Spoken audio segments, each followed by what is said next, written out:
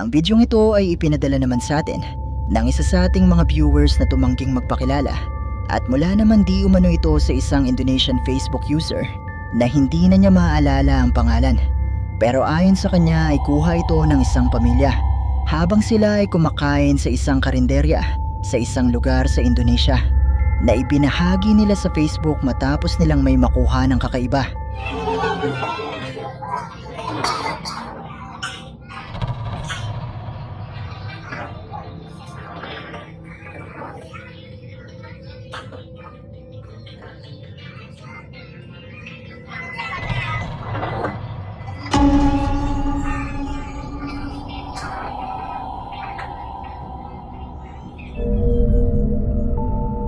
Makikita mula sa bidyong ito ang animoy isang babae na may mahabang itim na buhok at puting kasuotan na nakaupo sa tabi ng iba pang mga customer ng karinderya, na ayon sa uploader ng video ay hindi naman nila nakikita nung mga oras na ito.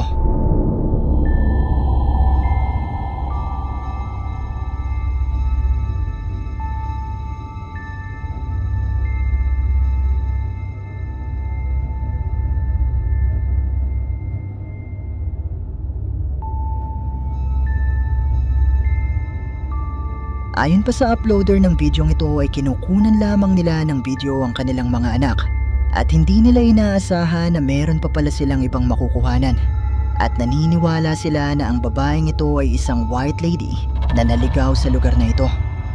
Pero malaya pa rin kayong i-comment sa ibaba ang inyong mga opinyon.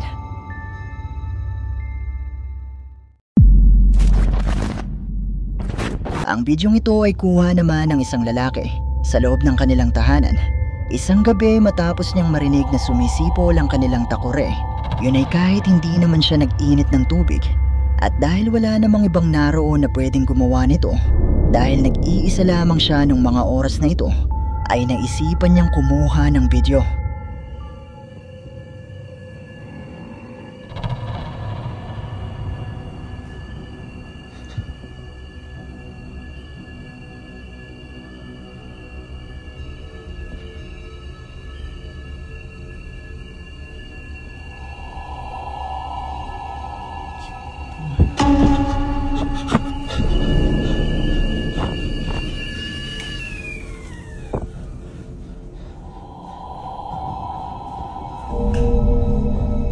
Habang siya ay papunta pa lang sa kanilang kusina, ay napansin na niya mula sa refleksyon sa salamin ng pintuang ito ang imaheng ito ng animoy isang tao na lumingon pa sa kanya.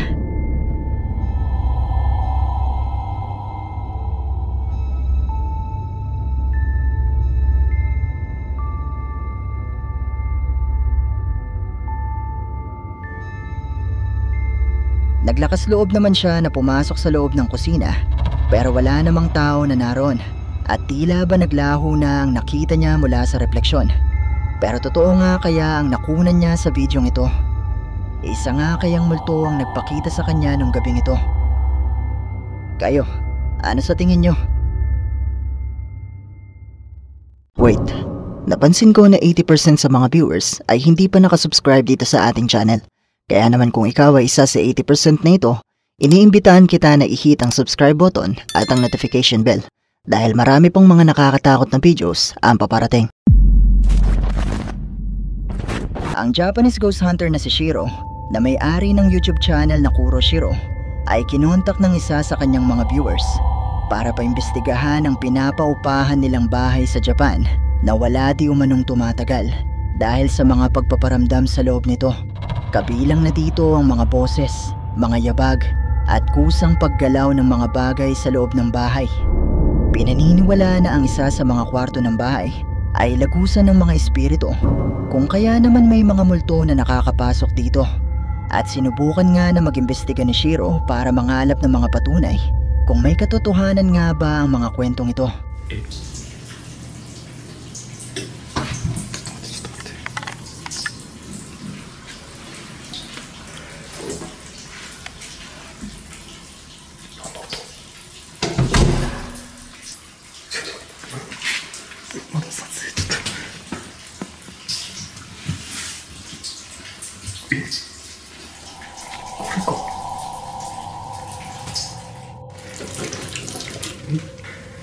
てかなんで調子染まってないんだこれ。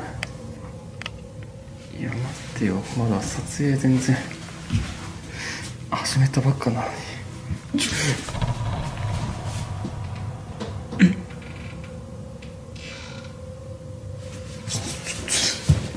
あ、風？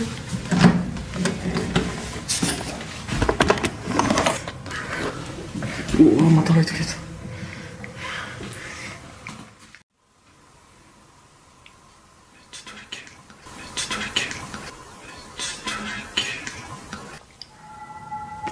そう、窓開いてんのか。ちょっとちょっと今ちょっと企画倒れなんですけども、しょっぱなから今日ですね、このろうそくで暗闇検証というか、なんかガサガサしてる。僕の耳はもう真っ暗ですね、完全に。ライト弱これ。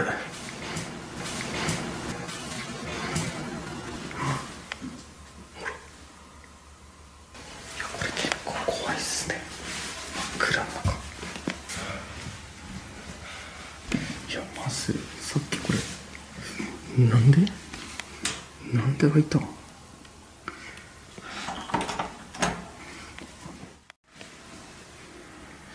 れ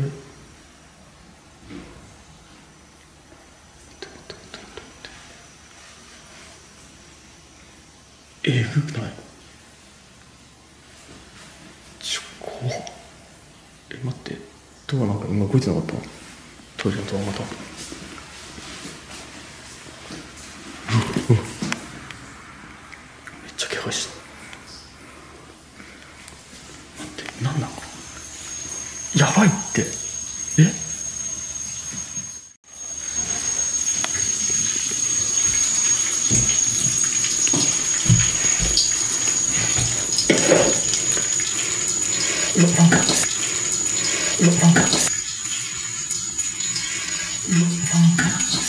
なんかすげえ臭い匂いする。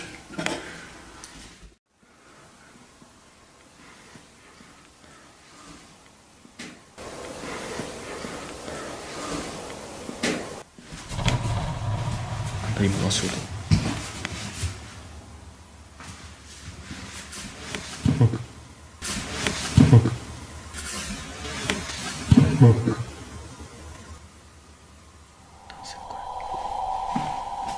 男性ですね。不動産会社の方から紹介していただきまして、ここに今有料物件、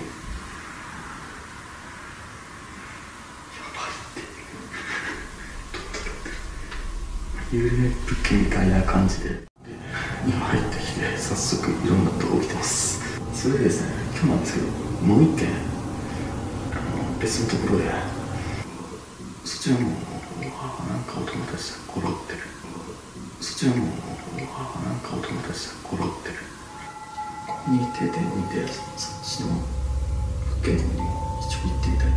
Sa pagpasok pa lang ni Shiro ay maririnig na ang gripo sa banyo na misteryosong nakabukas, at kakasimula pa nga lang ng kanyang investigasyon ay nagumpisa na agad ang mga pagpaparamdam. ここにはちょっとモノマネ人形を置いておきます。この部屋すごい嫌な気がする。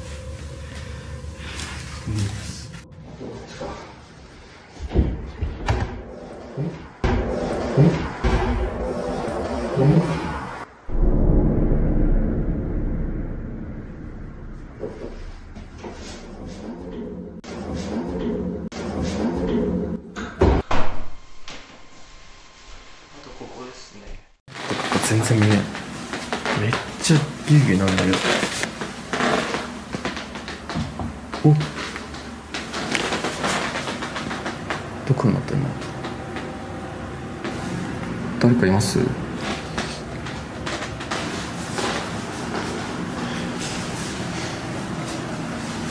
んかこれカラカラさっきからなってったの。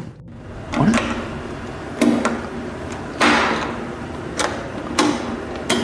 あれ、この電源つかないんか。これブレーカーどこやな。なんか電源が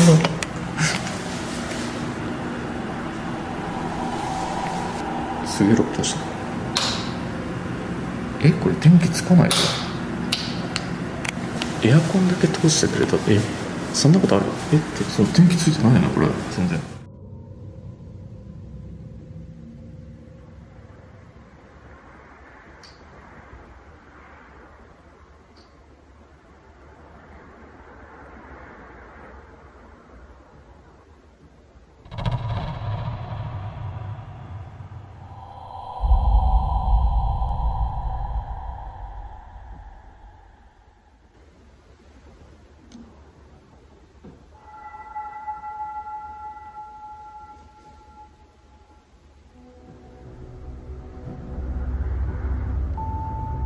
Mula sa kwartong ito na sinasabi ng may-ari na lagusan di umano ng mga espiritu, ay maririnig ang pag-angil ng animoy isang tao nang buksan ni Shiro ang pintuan ng banyo. At ilang minuto matapos lumabas ni Shiro sa kwartong ito, ay nakuna ng nakasetup niyang kamera ang imaheng ito ng animoy isang tao na sumisilip mula sa salamin na pintuan ng banyo.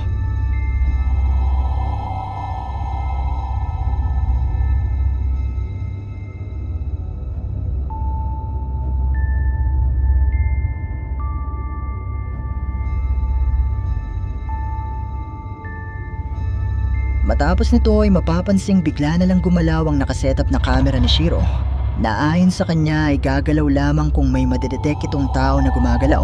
Pero sa videong ito nga ay makikita natin na wala namang tao na naroon. Dahil walang ideya si Shiro sa mga nakunang ito ng kanyang camera, ay muli siyang pumasok sa loob ng kwarto.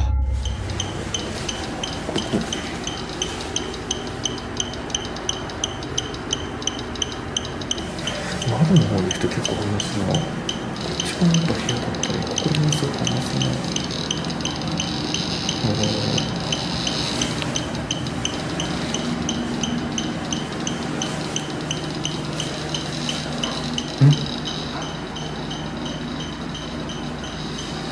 待って、向こうから持ってきた。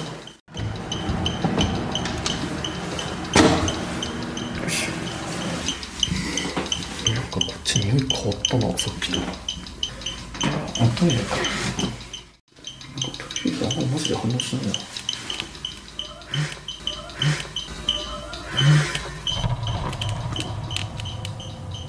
今、子供？女性みたいな声がした。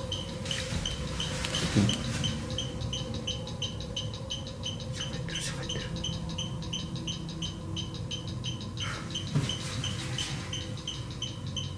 俺の気のせい？なんか影見えたんだけど、肉眼でこの胴のここら辺にシューンって一瞬。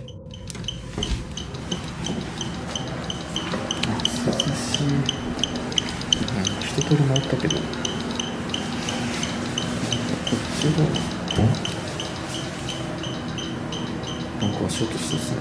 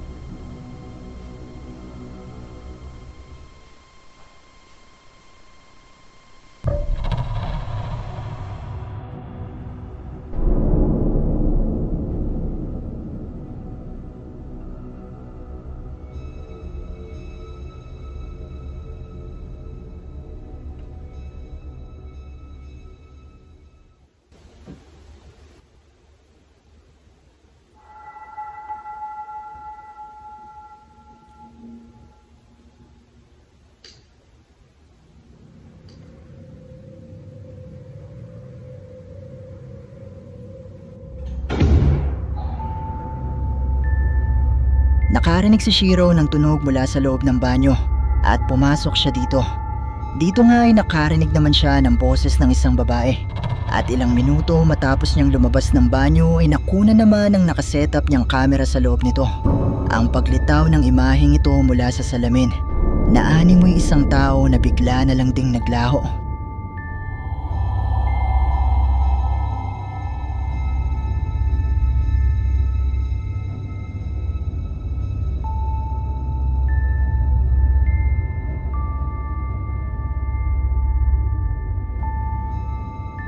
Matapos nito ay nag-setup naman si Shiro ng mga ilaw sa pasilyo. Naiilaw lamang kung may tao na dadaan sa harap nito. At sa pagpapatuloy nga ng kanyang investigasyon.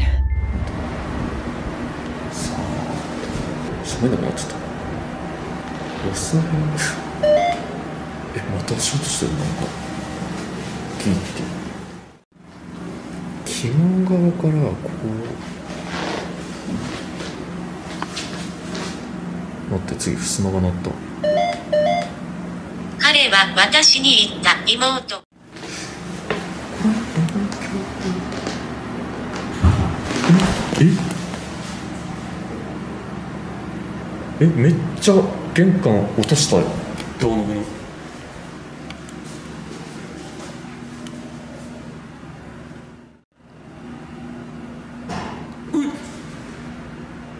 ちょっと待って、何？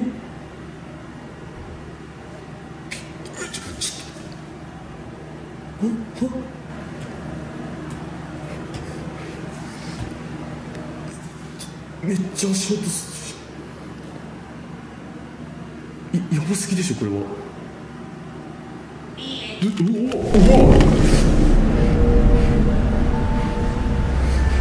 Nakarinig si Shiro ng mga yabag at isa-isa na ngang nagbukas ang mga ilaw sa pasilyo. Naanimoy may kung anong naroon na lumapit sa kanya. At nang maramdaman nga ni Shiro na may kung ano sa kanyang likuran, ay nakunan ng kanyang kamera ang isang itim na figura mula sa refleksyon ng salamin na pintuwang ito, na imposible di umano na refleksyon niya lang dahil masyado itong malapit sa salamin ng pintuan.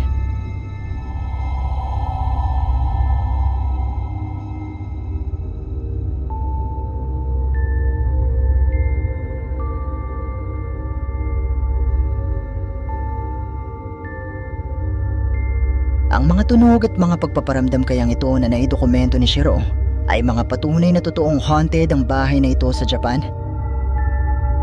Mga multo nga kaya ang nakunan ni Shiro nung gabing ito. Kayo, ano sa palagay nyo?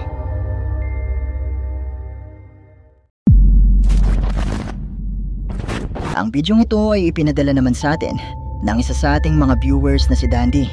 At mula naman di umano ito sa isang TikTok user na hindi na niya maaalala ang pangalan. Pero ayon sa kwento nito sa isang partikular na classroom sa kanilang eskwelahan, ay sinasabing nagmumulto di umano ang isang estudyante na nagpapakita sa tuwing wala ng tao sa loob ng nasabing classroom. At dahil nga hindi sila naniniwala sa kwentong ito, ay sinubukan nilang mag-video nung araw na ito at alamin kung meron ba silang makukunang kakaiba. No es broma, fue real. Esto en verdad me asusté. No, de posta, boludo, posta.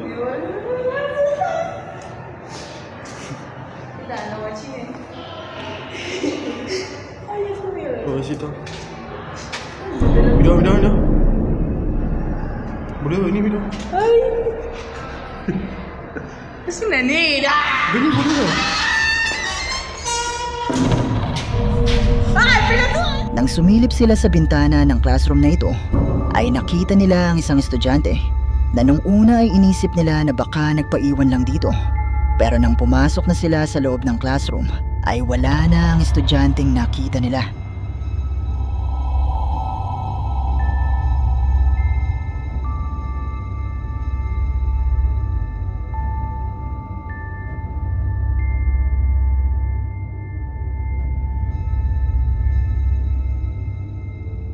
Ayon sa ating sender ay naniniwala di umano ang uploader ng bidyong ito na posibleng ito na nga ang sinasabing multo ng isang estudyante na nagpapakita sa partikular na classroom na ito, at naniniwala na siya ngayon na totoo ang kwentong ito sa kanilang eskwelahan. Pero katulad pa rin ng palagi kong sinasabi, nasa inyo na kung maniniwala ba kayo o hindi.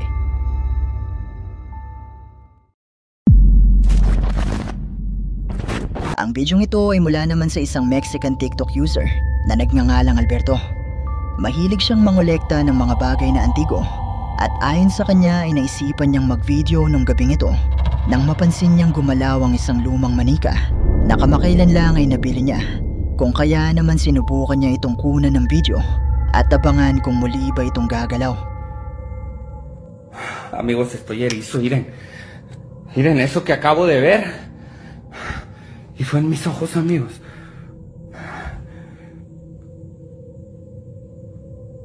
Amigos, como que me sigue con la mirada o es mi imaginación. Amigos, no sé si sea mi imaginación. ¡Ah! ¡Dios mío! ¡Ay, hijo de su puta madre!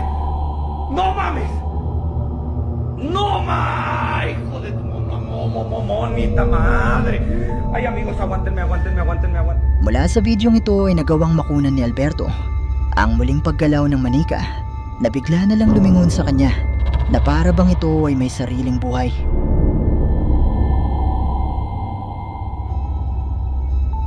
Ayon kay Alberto ay bagamat kinilabutan siya sa nangyaring ito, ay wala siyang plano na itapon o ibenta ang manika. Pero totoo nga kaya ang nakuhanan niya sa bidyong ito. Kayo na ang bahalang humusga. At dito na nagtatapos ang ating video. Kung nagustuhan mo ang bidyong ito, sana ay mag-iwan ka ng like at ng iyong komento. At kung hindi ka pa nakasubscribe sa channel na ito, ay mag-subscribe ka na at i-hit mo na rin ang notification bell para updated ka sa mga bago nating upload. O paano? Paalam mo na sa ngayon at kita-kits na lang sa susunod nating video. Maraming salamat. Shoutout sa ating channel members, ang Team Loyal, Zedle PH, Agustin Guban Vlog, Pumpkin Scally, Jumar Safe, Noel Akil, Okutsulin, Benji Kalantas, at Shara Maylelay.